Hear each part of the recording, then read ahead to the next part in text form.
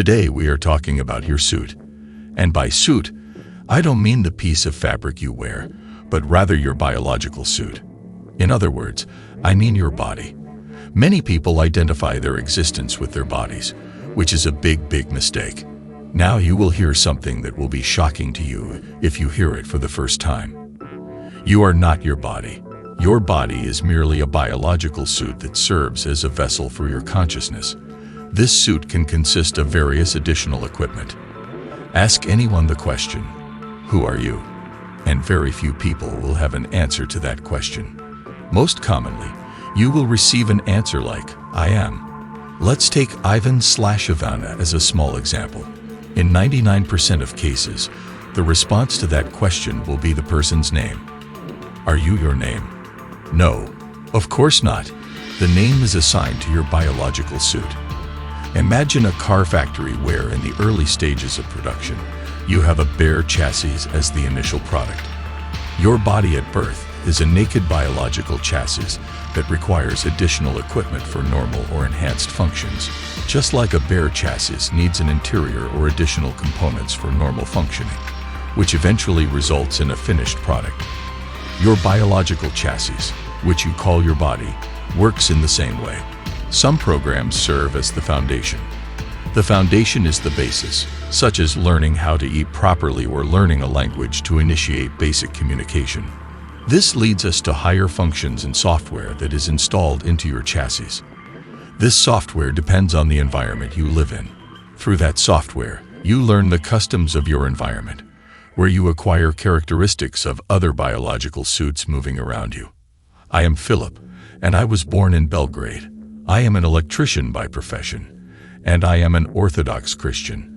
But I have a friend named Dave, who is Croatian and Catholic. And let's say that friend drives a truck. No, you are not Philip, nor is your friend Dave.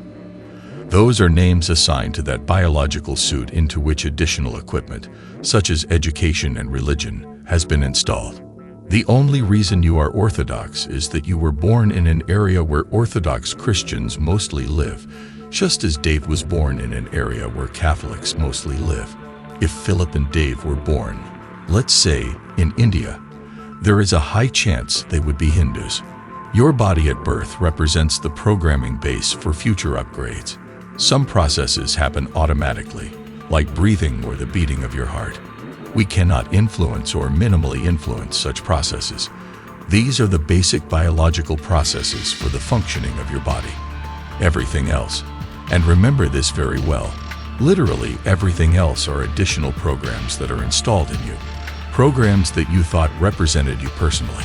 So if you are not Ivan or Philip, or to be completely politically correct, not Semir, for example, who are you? When you discard all the programs you have assimilated since the beginning of your childhood, programs that are just additional equipment from the moment you opened your eyes and cried for the first time, what remains? Who are you actually? The fact that very little, if anything at all, remains for some people can be incredibly depressing. However, this is the first step for many people who encounter this kind of information for the first time in their lives.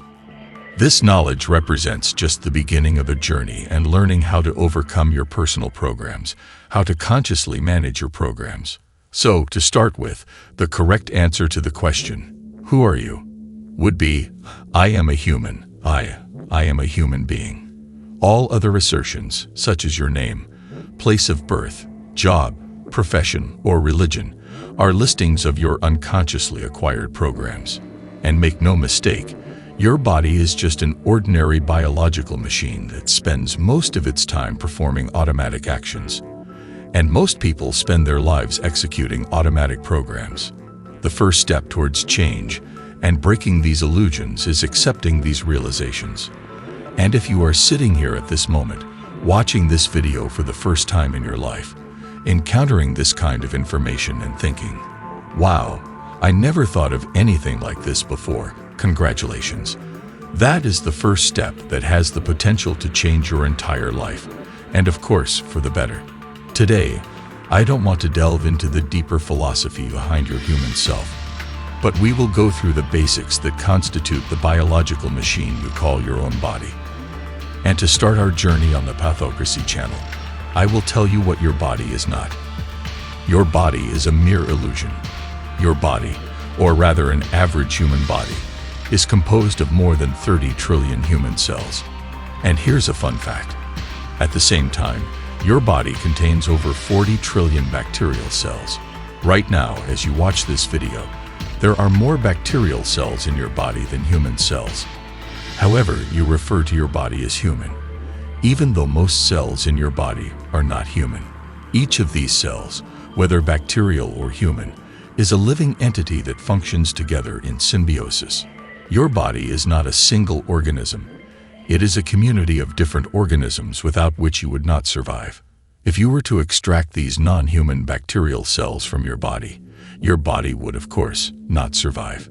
Depending on a person's overall weight, these bacteria in your body can even weigh several kilograms. It may sound repulsive to some of you, but that is your biological suit, and it's important to know what it's made of for life on this planet. And now, pay attention to this mystery. Would you ever buy a book or a magazine in which over 98% of the text consisted of random letters and seemingly unreadable nonsense? Of course not. But what if someone told you that the foundation of your biological suit is made up of instructions for the proteins that build your body? It doesn't sound that strange, except for the fact that less than 2% of our DNA contains codes. Our genetic program contains instructions for only 1.5% of your body's construction. The remaining 98.5% is figuratively called junk DNA. In other words, scientists are not sure of the purpose of this remaining 98.5%. Although figuratively called junk, it is certainly not garbage. It represents a huge mystery in the foundation of your biological suit. Imagine a modern skyscraper with 1,000,001 components that it's built from. And you stand in front of it as a medieval construction worker. A construction worker who, let's say, only knows how to work with stone. Would this worker stand in awe and wonder, how was this magnificent building constructed? Or, what marvelous materials are these? This comparison can be applied to modern science, which is still trying to unravel the way your biological suit was constructed. We have learned a lot, but there is still much to be explained. Which brings us to another fascinating fact about your body. Every cell in your body is, on average, 7 years old. We're talking about the average here. A red blood cell has a lifespan of about 4 months. A white blood cell lives for a year. Skin cells last for 2 to 3 weeks, while cells in your colon last only 3 days. However, on the other hand, some cells have been with you since birth and will be with you until death. When you calculate the average lifespan of all these cells, you get an estimation of around 7 years.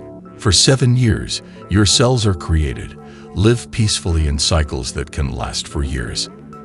And that process, due to various reasons, slows down and stops, leading to the cell's death and ultimately the complete shutdown of your biological body. This, of course, leads to the concept we know as death.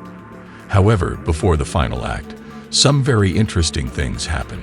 If we take the average of most cells in your biological body and their cycle, technically speaking, every 7 years you have a completely new human body. And of course, this change doesn't happen in an instant. Imagine your body as a ship constantly undergoing renovation over 7 years. But overall, from time to time, you are literally not the same physical person anymore. You identify with your body that is not you.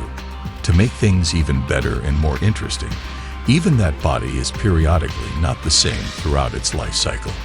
Which brings us to some very interesting discoveries.